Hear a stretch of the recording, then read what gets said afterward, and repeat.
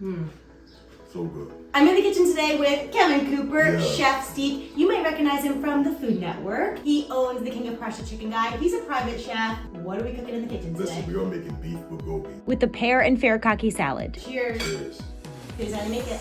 We started by making a sweet and savory marinade, then seasoned thinly sliced beef with salt, added tapioca starch, and massaged it into the beef. This tapioca starch is going to help tenderize the meat, right? And give it that silkiness that we love from Asian cuisine. We poured half the marinade over the beef and let it sit off to the side while we chopped up our produce and chit-chatted a bit.